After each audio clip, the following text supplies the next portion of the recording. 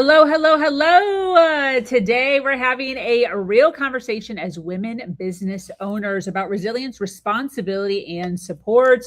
We'll start with the powerful idea that buffalo were built to move through hard seasons, not avoid them. Something to think about as an entrepreneur. We'll also talk about health awareness and corporate responsibility through the ongoing Roundup and glyphosate, that was said wrong, discussion and why informed choices matter. And finally, we're diving into what it truly looks like when women support women-owned businesses and the impact that support creates. This is an honest, thoughtful panel discussion about what matters to women navigating business and life right now. Just a quick reminder that Emily, who's here on screen with me, myself, and I are hosting an all-women's business retreat this coming April in 2026. If you are a woman business owner looking to get your business to the next level, you are going to want to join us. All right, ladies, we're going to go ahead and jump right in.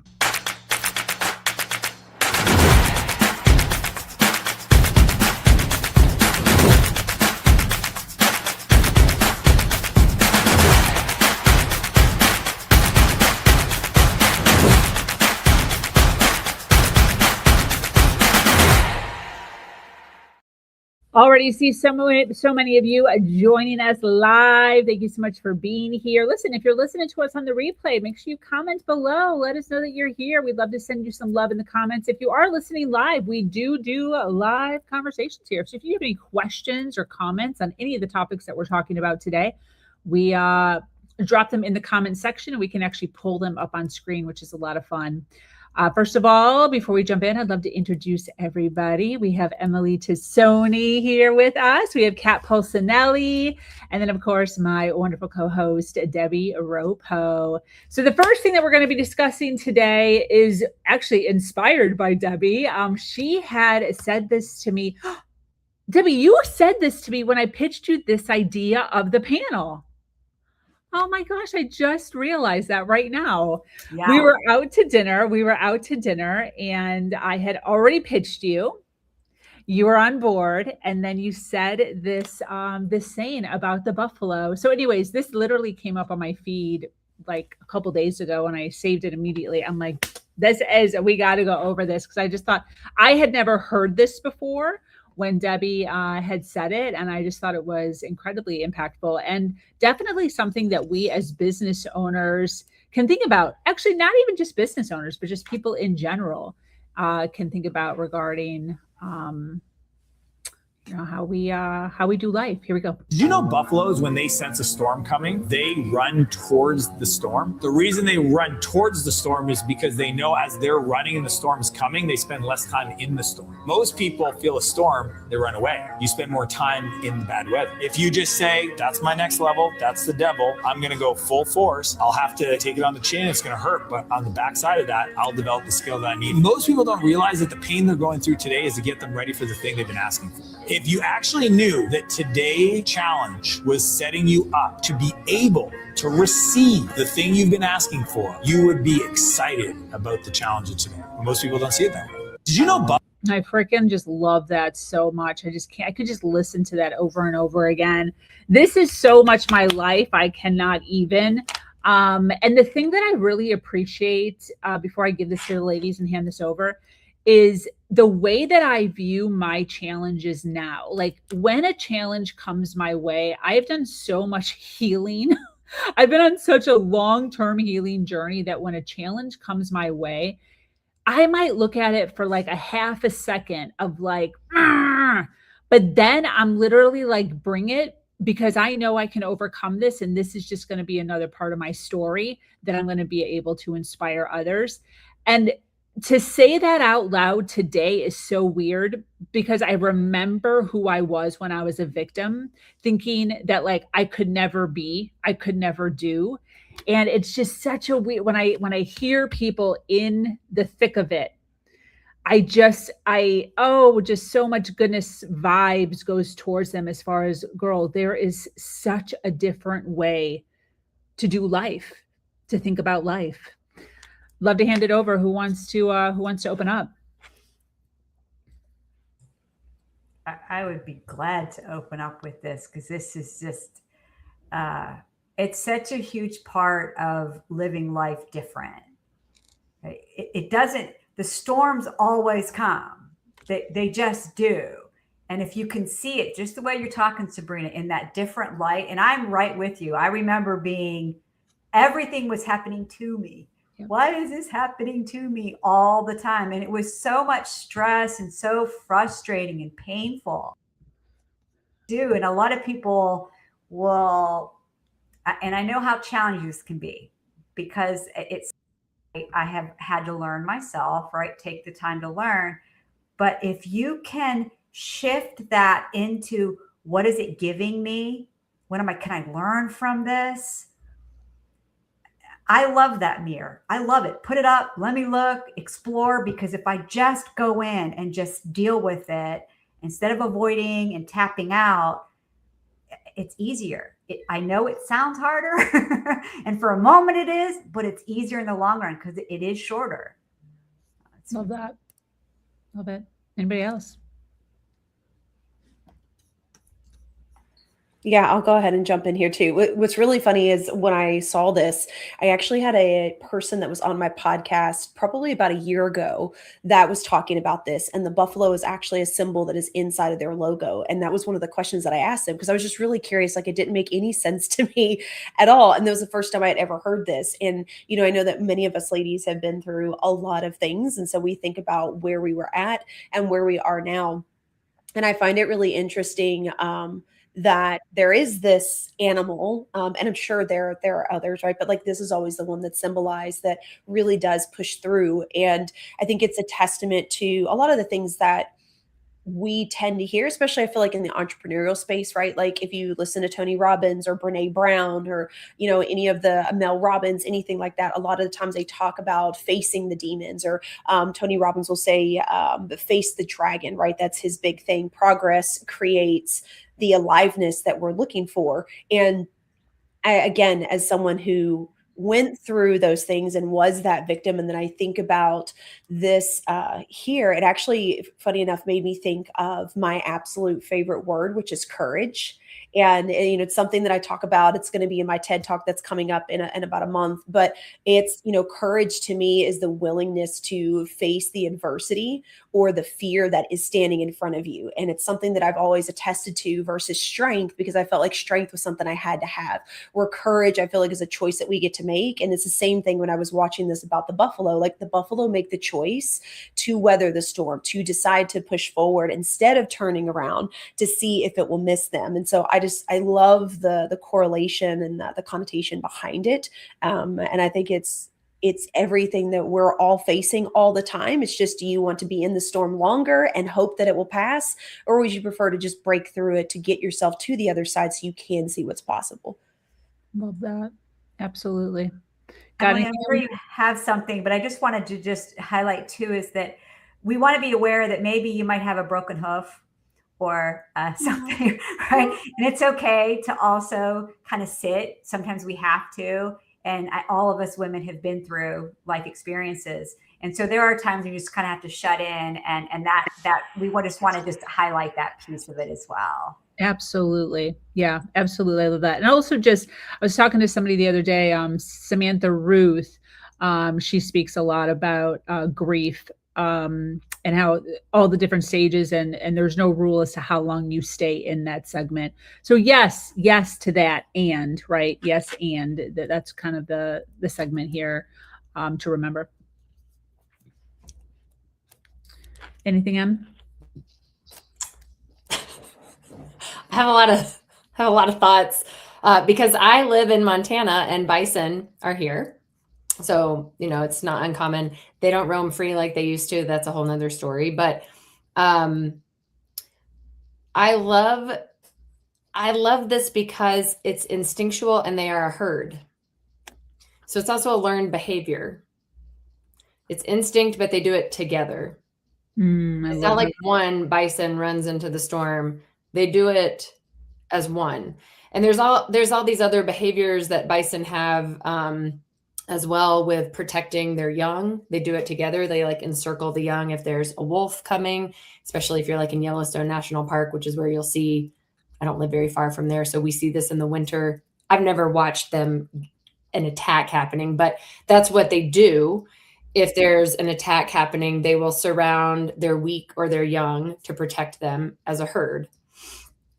And I think this is an important reminder in an entrepreneurial space of, even if your business is your own and you're by yourself, surrounding yourself with a community that understands and supports and is there to offer guidance, to cheer you on, to give you constructive feedback, constructive criticism, is so important. And we see that in nature in a variety of ways. This is just one example of what that looks like. And I think there's a lot to learn from how the natural world is interacting with other parts of the natural world around us all the time. Dude, great feedback on that. And, you know, us here on screen right now, we all run communities.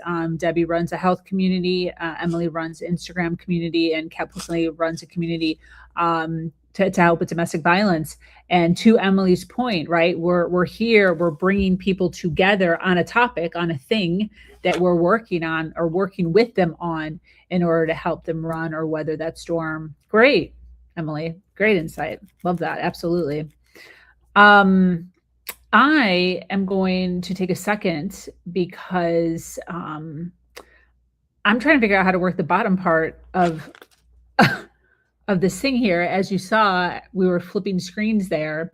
So I'm going to use this as a little bit of a learning example here, because so often we don't want to do things like this because we don't know how to work all the buttons. And I'm going to show you in real time that when you're working with individuals who just love you, they'll give you the opportunity to be able to figure it out live on screen.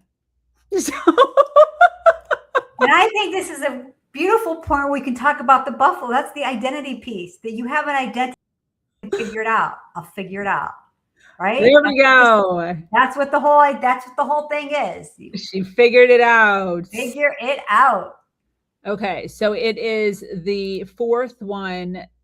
Okay, it's the fourth one. There's so many at the bottom of this. By the way, I use a platform called StreamYard to do this. If you're thinking about doing something like this and you're like, how is Sabrina doing this? I use a platform called StreamYard. You can have up to 10 screens on the screen at one time. So we could have plenty of more voices on here. And there's different buttons at the bottom that you can choose to be able to highlight individuals and bring them up on screen with others, by themselves, as you kind of saw. So that's what I was playing with and trying to figure out is which one to press and why I was having such a hard time. So there we go. Okay. I love that. Thank you, ladies, for giving me a moment to do that. All right. I'm also going to notate here that, ladies, you can get on screen and not know how to pronounce things, as you also saw me do. So that's another thing, right? And that's something that I actually do somewhat struggle with. I don't want to say that as part of my identity, but I don't know, it's just certain words I don't freaking know. So just like you just saw me kind of just glide right, you can do that. You just glide right over shit. And you can still be on screen and you can still present yourself as somewhat of a speaker. Now, I'm not going to say to do that ongoing, right? You got to learn things. So I'm going to ask the ladies here how to pronounce glyphosate. Glyphosate. Glyphosate. Yeah. So you want to practice before you go on screen on how to pronounce things. Oh, look at us learning so much today. So much today. So Debbie brought this to us, and I'm actually, dude, this brought me back to my days when my son was little. I have one son, one little guy. And for those of you that know, have one child or multiple children, you're like fixated on all things on like your first one. I don't have multiple, so I can't say, but I can say with my son, when he was coming to fruition as a little man, as a little guy, I was like everything. I'd read everything. And I remember diving into this subject and just being baffled around this. Debbie, do you mind kind of diving into what we're talking about and what this is? Yeah. So around food, by the way, around food. Sorry. Yeah. No worries. So glyphosate is the most widely used herbicide in the world. I'm just going to run through what this shows so we don't have to read the whole thing. It is sprayed on our crops, our food. 80% of people have been tested positive for glyphosate in their bodies in the United States. It's the main ingredient in Roundup. It's owned by Bayer, the company Bayer. Thousands of people who use Roundup later developed non-Hodgkin lymphoma. Dude. They then sued Bayer. Trial after trial, juries sided with people that they were harmed. Juries found the company failed to properly warn users. Billions of dollars have been awarded in damages. And this is a pattern. What's happening now is that Bayer is now asking the Supreme Court to shut these cases down because the EPA approved the product label. Therefore, the company should not be held responsible for harm. Even though they've already paid out. Correct. This is for future. They want it so that no longer you can sue. You can't sue them because At one time. the Supreme Court, if the Supreme Court approves, it's the EPA's fault, not their fault. So even though they have new findings or they have new technology, or now that they have found, because at one point they okayed it, they're just okayed forever for eternity.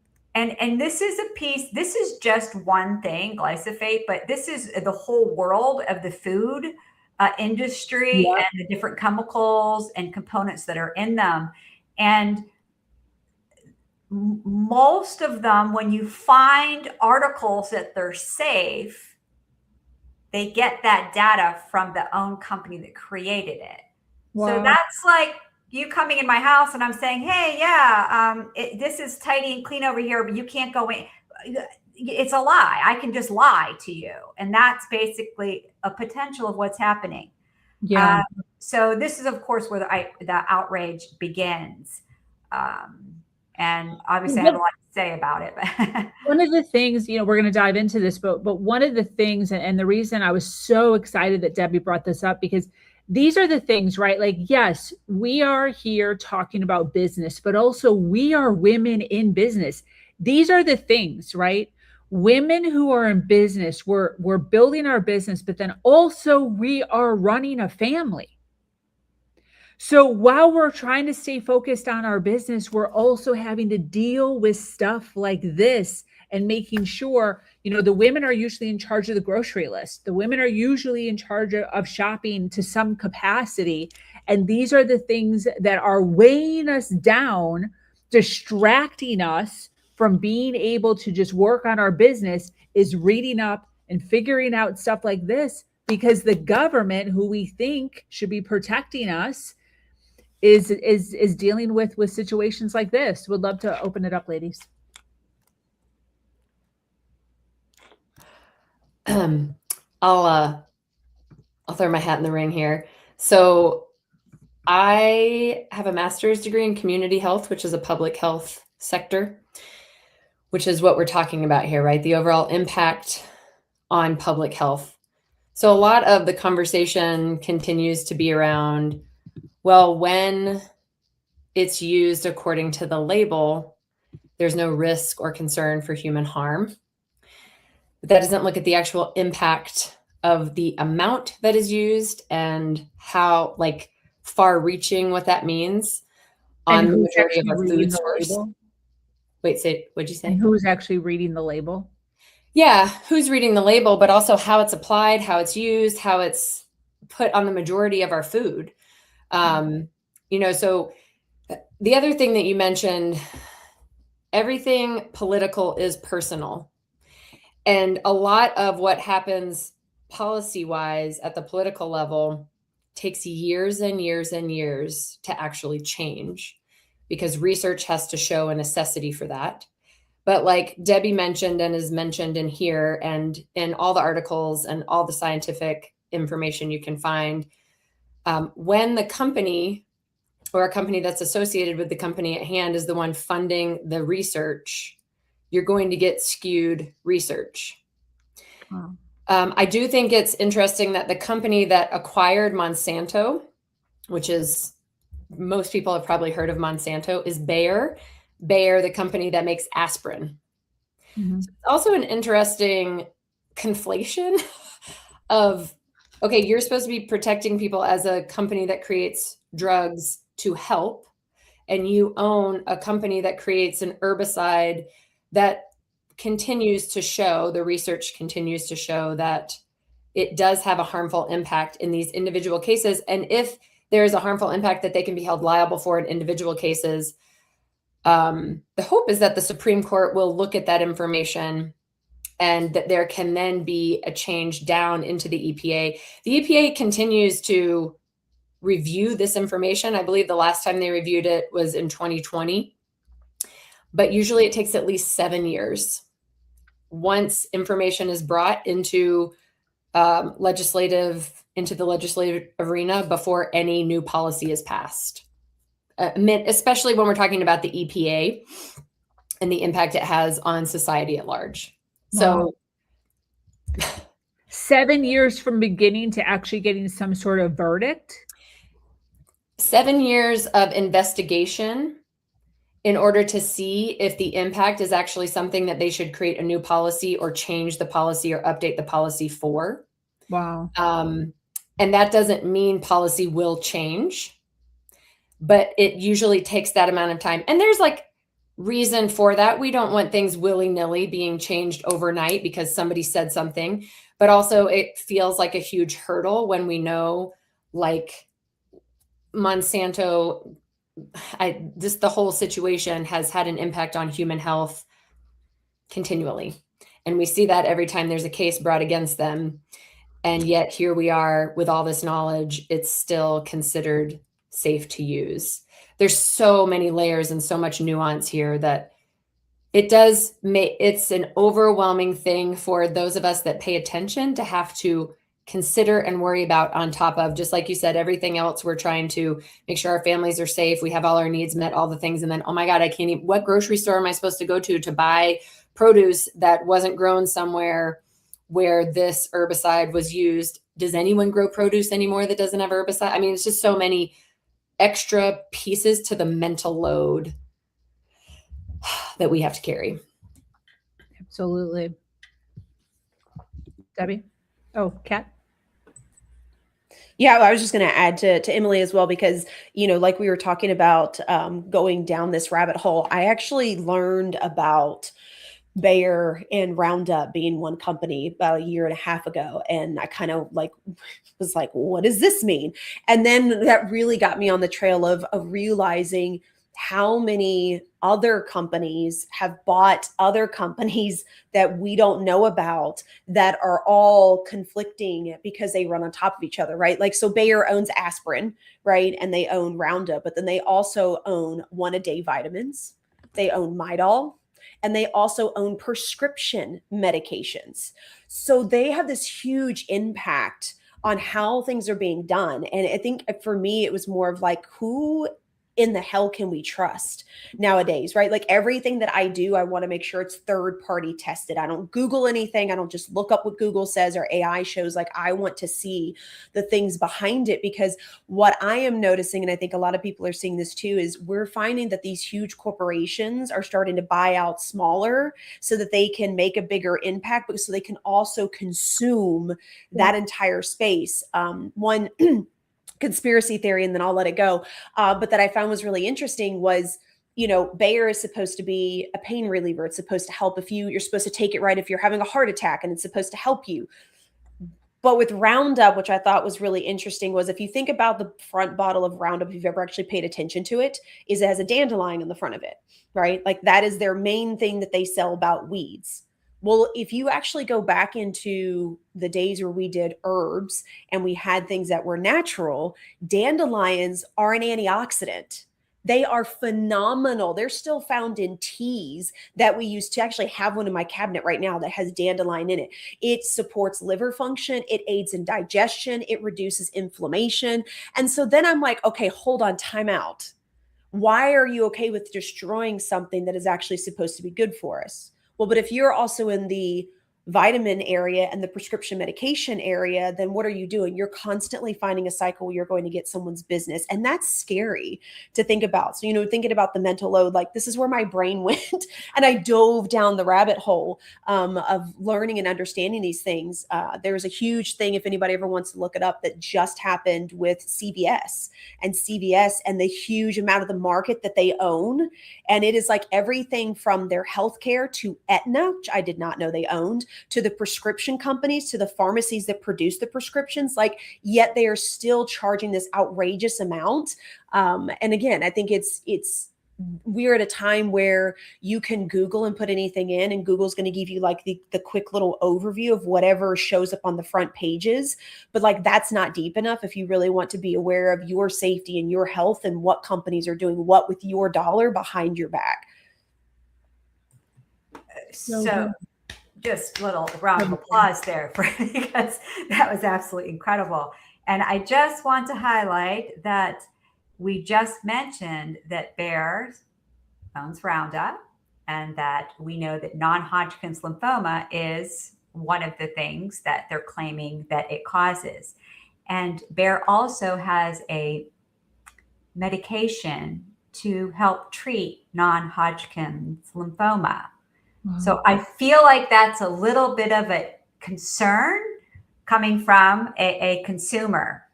Now, I didn't want to, just talk about the negative, or it's not even talking about the negative, but putting highlight on this. I wanted to, just like Kat was saying, where do you go? And I wanted to highlight EWG. It's the Environmental Work Group, and they're an incredible, incredible website. And 3 things real quick. One is the Clean Dirty Dozen and Clean 15. It's all free. You go on the website and it tells you what are the dirtiest fruits and vegetables. Top 5: spinach, strawberries, kale, grapes, and peaches. The Clean 15, which means they don't have as much: pineapple, sweet corn, avocado, papaya, onions. So maybe your budget's tight and you're like, I can't buy everything organic. What do I do? Okay, well, I eat a lot of spinach and strawberries. Let me get those ones organic. And this is free. All you got to do is just go on their website. They also have a little, how do you protect yourself from glyphosate? It gives you a little cheat sheet example. Well, I'll give you one example. Oat breakfast cereal. If it was organic, there was none detected. In the average cereal, 711 for non-organic cereals. So your little kids sitting down eating their breakfast in the morning. So it just gives wait. Say that again. 700. On average, conventional oat-based cereals had nearly 700 times more glyphosate than an organic alternative. Wow. Okay. Okay. So again, free. You can just hop on this website. And the last thing, because I just find EWG just to be such a wonderful, wonderful resource, is you can throw in your zip code. And it will tell you what your water quality is. I did mine. I live here in Westlake, and I thought that would be fun to show. And there are 5 chemicals that are in my water, in my tap water. Wow. Potential effects: cancer, cancer, cancer. So, I mean, I filter everything. I filter my bathtub water, my shower water, and my drinking water. Any water that touches me or goes in me, basically.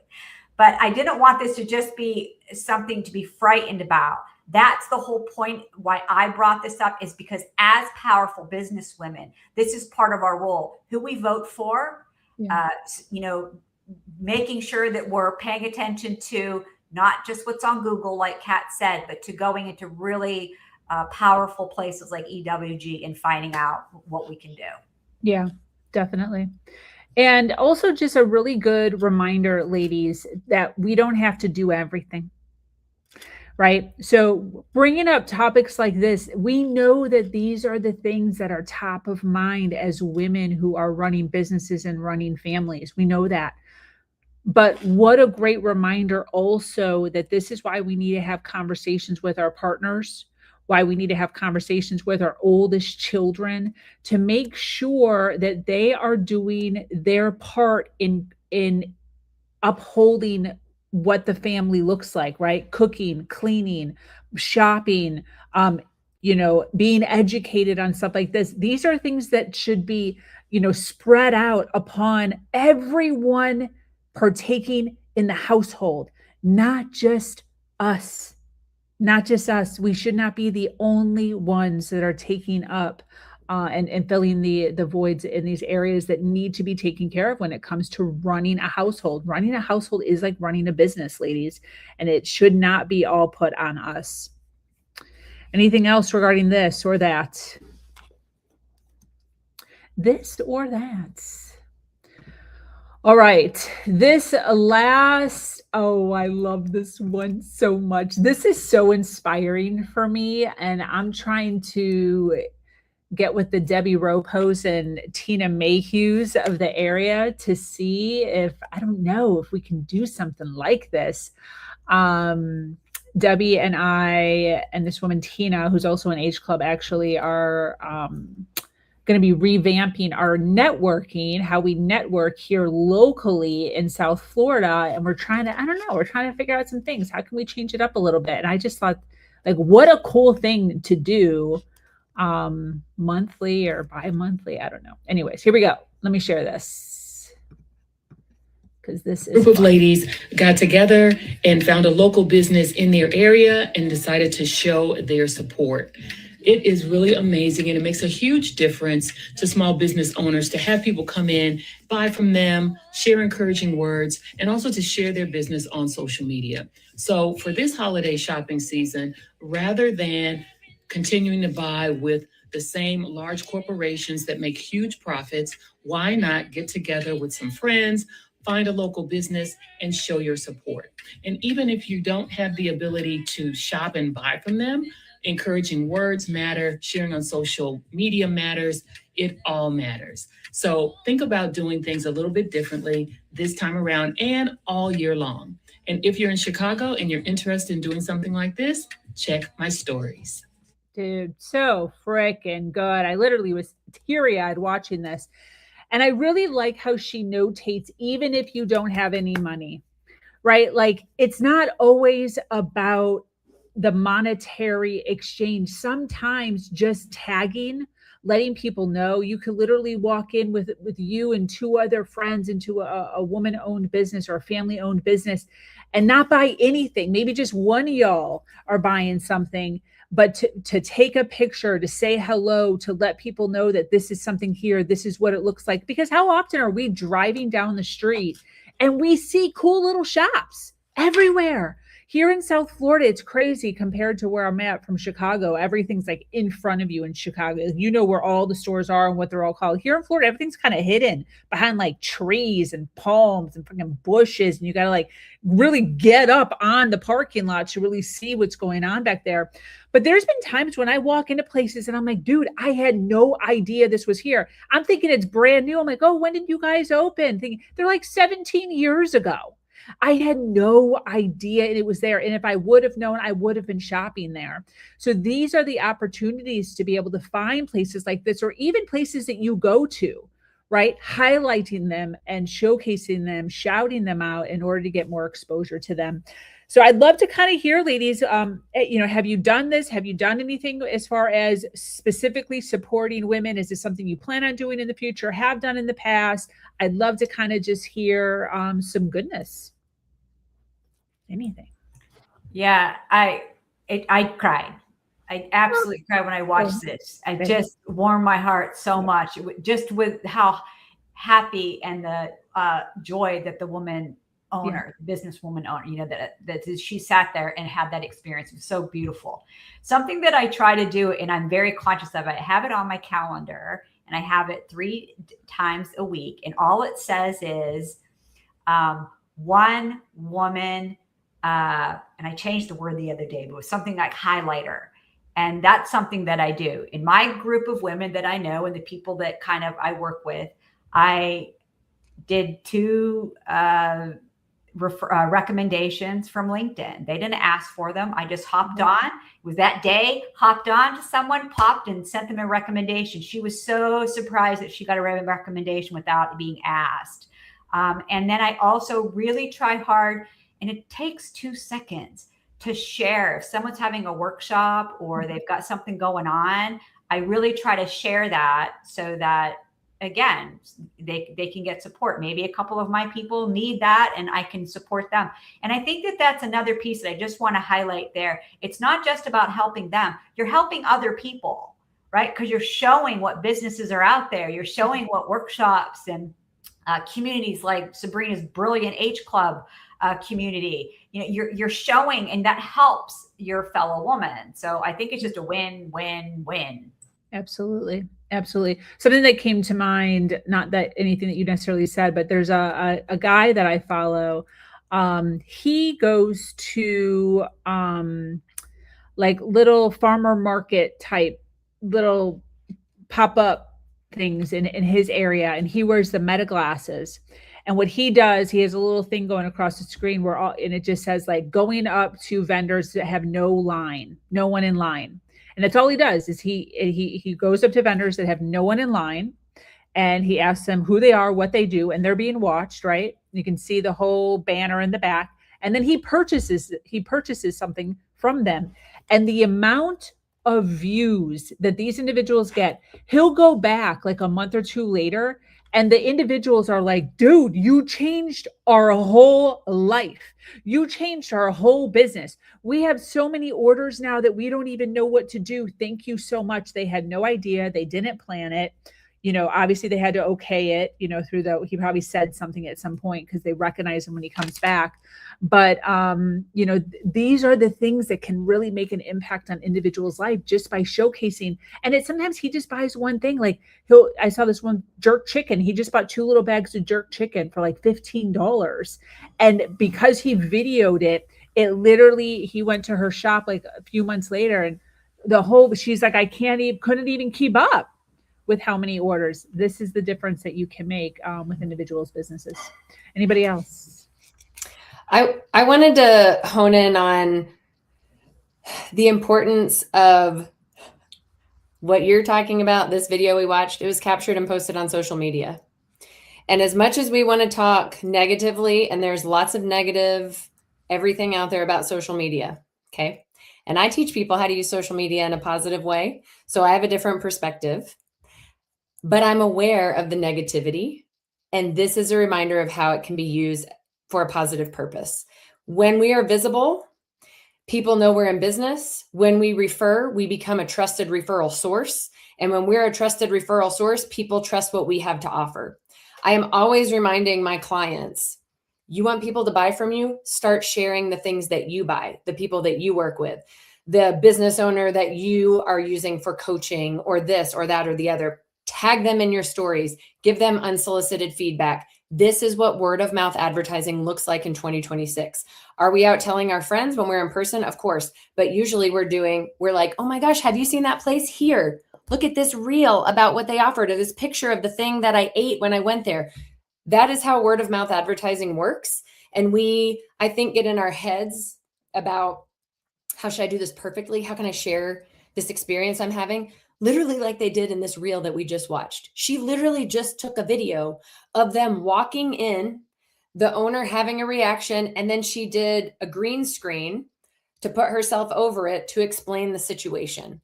It is that simple and easy. And it's even easier if you do it in your stories. And I would, strategically speaking, your stories is where you want to do that regularly. You're tagging other business owners. You're sharing about why you love them, what you got from them. And do it whether you get a kickback or not, because it's beneficial for you. What Debbie said, it's beneficial for everyone around you. But psychologically, it also makes you a trusted person, because you're not just trying to sell what you make money off of, you're sharing what other people have to offer. And this is huge for women in business. We forget this so often because we're in our own space of how do I get sales? We forget that part of that is building a trust by showing people that we will refer other things, because we're human too. We're consumers too. We're out there using things that other people are creating. Let's show people how we use those things, tag those people, give them accolades, and just watch what happens for your own business. Love that. Okay. Yeah. One of my favorite things to do actually is my husband and I are always looking for little bitty shops, whether it's like a coffee shop or a place to eat food. And we're always trying, no matter where we are traveling, trying to find like what we call, the hole in the wall, just so that we can have the experience. And then I always end up posting it on stories. And if I can find them, I always tag them. And it's one of my favorite things to do. And it's really funny because we actually, there was one that we got to go to right after they opened, and it's a Turkish and Kurdish place that's about 30 minutes from us. And we fell in love with the food, but the owners and the people that served us were phenomenal. And they saw the tag. So the next time that we came back, they recognized us. So we made sure we tagged them again. One of the things we actually have here in Murfreesboro, which is just outside of Nashville, Tennessee, is we actually have a Facebook group called Borough Eats. And that's all that we do in there is anytime that a new family-owned restaurant opens up, we have people that will post when they've gone in there and post pictures of their food and talk about how amazing it is, so that we can build up the community of a lot of these smaller businesses that are around here. Our area specifically used to be a really small town feel, but it's really grown exponentially, especially after COVID. But it's really cool to see that there are people that are still trying to find ways to let other people know what's going on. And, like she said in the video, and Sabrina, you've said this 100 times in your masterminds and stuff like that, like, it doesn't cost anything to talk about somebody else, to post a video about them, to tag them in something, to raise them up, because that also raises you up, So I love that, she did state that you don't have to have money.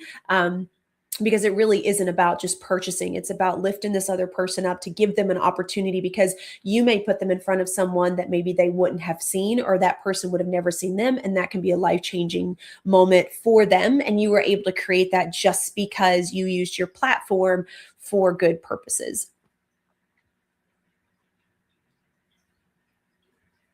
I just pulled myself off screen. She's learning things. She's learning.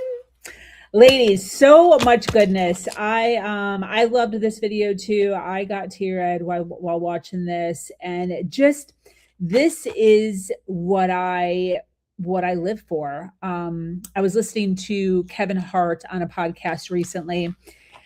He was talking about his whole life story. It was like a 2-hour podcast, but there was a certain part where he's talking about how when he was young, he was like 19, 20 years old. And the only reason he got into comedy was he worked at a shoe store, and his like whole dream as a employee was to become a manager of this like shoe store.